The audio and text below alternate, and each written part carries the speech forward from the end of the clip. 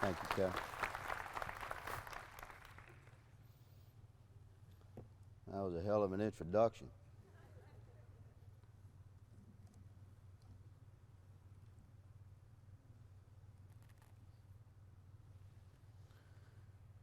Ladies and gentlemen, graduating officers, thank you for allowing me the honor of addressing you today. I'm Lieutenant Clay Higgins, St. Landry Parish Sheriff's Office, Public Information Officer. As the captain said, I've been behind a badge for many years, always a street cop. For the last 11 years, I've been SWAT, and for 7 of those years, I've worked night shift. 8 months ago, my sheriff asked me to be his public information officer, a position I knew nothing about. But me being me, I just said, yes, sir. It is my great honor to work for Sheriff Bobby J. Guidrose, and my jurisdictional authority covers the parish I live in, as represented by the badge I wear. But my sacred oath is to serve and protect all American citizens, to represent the United States Constitution and the righteous principles it represents, and to stand for the rights established by that Constitution for all my brethren, regardless of color or creed, social background, economic standing, or political affiliation. Serve and protect. That's a phrase you graduating officers will hear many times in your career. I'd like to share with you some thoughts, if I may, about what that phrase really means. Unlike any other, your job began with an oath, a sacred oath, sworn by men and women of courage and character for generations before you. You officers are set to begin your career at a time in our country that witnesses a division between the badge you wear and the citizens you've sworn to serve and protect. The way you and graduating officers across the country uphold your oath will determine the future of law enforcement in America. Today, as a gift from me, you will each receive a copy of the United States Constitution. I implore you to read it, meditate on the words themselves and the spirit behind them. The principles behind that sacred document will serve you well. Touched by God, the rights established by our Constitution represent the very best the world has ever achieved. And it's your job to see that those rights are protected. Serve and protect. The duty behind that phrase begins with the oath you've sworn, with the clear understanding that the foundational mission is to serve and protect the citizens you represent, and to serve and protect the rights and principles that your badge represents. Most of you will go straight to patrol. The patrol division of any department is the point of the spear. You'll roll your streets without glory, exposed to great danger, frequently unseen, usually unheard, sometimes unappreciated, and always underpaid. So, ask yourself, begin each day from bended knee, and ask your own heart, what drives me to wear the badge? As you search your own heart before each shift, if your conscience is clear, if your willingness to venture once more into the fray is founded by righteous service for the citizens you've sworn to serve and protect, if you're prepared to observe unwavering the constitutional principles that your badge represents, then get up, gear up, mount up, and roll out. Hit your streets with confidence and courage, intent to deliver respectful, compassionate police protection. dedicated to investigate and arrest with utmost professionalism, always with an eye to the rights of those you serve, always with a clear memory of the badges that have come before you, ever conscious of the sacred duty you've sworn to perform, with constant prayer upon your lip that if this day is to be your last, let your actions be courageous, your aim true, your jaw set, your spirit at ease, and your heart without malice. So help you God. As you perform those duties, I ask you to put yourself above no man. None of us can claim to be without fault. All of us here today have made great mistakes in the course of our life. Each of us continue to struggle with our own faults, our own weaknesses, our own demons. Someone asked me recently, did I have a skeleton in my closet? I said, no, sir, but I got a graveyard in there. It's a big closet. I've spent 54 years becoming the man that stands before you today. All of us fall in life, but a man's character should not be measured by how he falls. It should be measured by how he stands back up. The criminals you will arrest, and I've arrested a couple of thousand, are not necessarily bad people. They've made bad choices, criminal choices. But every man and woman you'll ever arrest has one thing in common: the redemptive power of their own spirit. Jail need not be the end of the line for a man. It can be the beginning of a life renewed. The citizens you'll arrest during your career will frequently come from a challenging background. Many will be poor. Most will have grown up in dangerous neighborhoods without proper guidance and counsel and without the benefit of a strong family, the kind of family that's with you here today.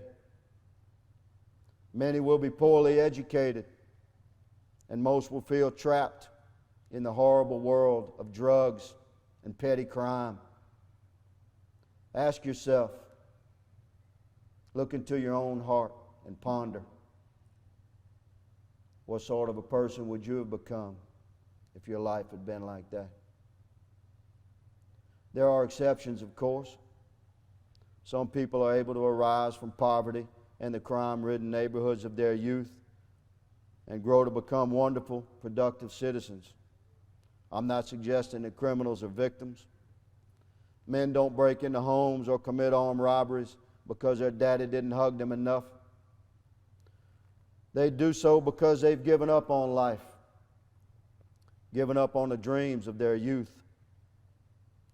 None of us here today buy into the modern concept of mass victimization. Yet, in your own heart and mind, there should be consideration for the life your fellow man has endured. There should be room for intellectual understanding of the very real circumstances that many people who find themselves crossed with the law have suffered. And therein lies compassion. I ask that with every single citizen you arrest, that you allow room in your heart for mercy and faith in your God for the redemptive nature of the human spirit. Make a positive difference in that man's life by showing kindness, by representing goodness, by sharing human compassion, by being slow to anger, and by careful observation of their rights as established by our Constitution. If you're able to embrace these things, if you're willing to perform to these standards, you'll accomplish more than a very successful career. You'll have brought honor and dignity to badges from sea to shining sea. You'll have represented the very highest standards of American law enforcement. And you'll have added to the eternal strength of the United States Constitution that you've sworn to uphold. As you ponder the meaning of serve and protect that I've shared with you today, please allow me to leave you with some key points of practical advice for your career.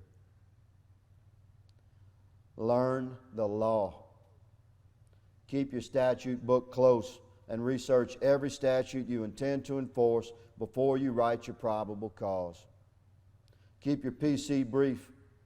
Write it into chronological order as the incident unfolded, and narrate the elements of the crime precisely as they're associated with the identifiers written into the statute you're charging. Be early for shift. 5 minutes early is 10 minutes late. Have your uniform tailored and your hair cut short. Keep your patrol unit spotless, your boots highly polished, and your brass squared away. Stay in shape or get in shape. Get lean, get strong, be ready to run, fight, and shoot. Improve your shooting skills. Spend time on the range training practical shooting drills. Try to stress yourself by reaching muscle fatigue prior to shooting. Then train from 15 yards and closer. 2 to the body, 1 to the head. Improve your martial skills constantly. If your current style leans towards ground fighting, you might want to consider an adjustment. Grappling and submission are fine in the right circumstance. But at 3 in the morning, when you're by yourself, having to fight more than one guy in a ditch somewhere, you'll need knockout, stand-up skills. Invest in gear. Spend some of your money every month to buy the tools you'll need to be tactically advantaged. There's always one guy on a shift that has every conceivable piece of equipment that could ever be needed. Be that guy.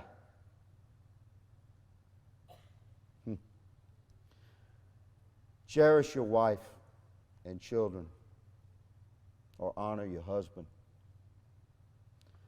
Lift your family above yourself. Be humble and forgiving. If you do, you'll find your marriage growing stronger.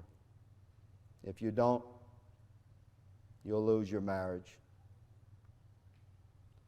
Be loyal to your chief or sheriff, and don't participate in gossip or demeaning talk about your chain of command or your fellow officers. To participate in cheap talk is to diminish yourself and the badge you wear. Be smart and safe and tactical as you work, but don't forget the cowboy in your blood. Wyatt Earp remains the most legendary lawman in our history, and he conquered every challenge with a cool hand and a revolver, with no ballistic vest, no fancy gadgets on his belt, and no radio. He retired an old man in Alaska in full health and with a beautiful young wife. So don't underestimate cowboy skills. Just remember a cowboy's ABCs. Always be cool. If your department allows it, do regular foot patrols on your beat. Try to get to know the people you serve. When you're in your unit, patrol slow and respond fast, but don't crash your car. Cops do the stupidest things when their adrenaline is up and they're driving to a complaint. Don't be that guy. Get there as fast as you can within the parameters of safety. Safety for you and for the other motorists and pedestrians on the road. It does no one any good if you crash your car on the way to a hot complaint. As I reach conclusion here today, I'd like to say to the families of these graduating officers just how much it means to us that you've made this commitment. Your role is crucial to the success of these men and women. Your nights will be long. Your fears will be justified. Your spirit will be tested. Your sanity will be questioned. Your patience will run thin. Yet, in the end, your faith will prevail, and your courage shall stand victorious. Finally, as I advised earlier, you officers, you young officers, listen to Uncle Clay. I'm talking straight to you now. Begin each day from bended knee. Look into your heart and seek righteousness and truth. Recall the sacred duty you've sworn to perform and the generations of Americans that have worn the badge before you. Talk to your Savior and ask His blessing. Then stand up, walk tall, and hit the street. No longer alone, you now join a brotherhood of millions. Your place amongst us has been prepared. Welcome to the thin blue line. We stand together as one against crime, against injustice, against the very gates of hell. Serve and protect as you leave this hall today, fully commissioned peace officers. It is my humble wish that my counsel will have helped you consider the vast meaning of those words and to grasp the significance of your career. It is my prayer that you'll venture forth with renewed love for your fellow man, with strength and commitment for your family, with courageous intent to perform your duty, and with uplifted faith in our Lord. Good luck to you all. Thank you, and may God bless us one and all.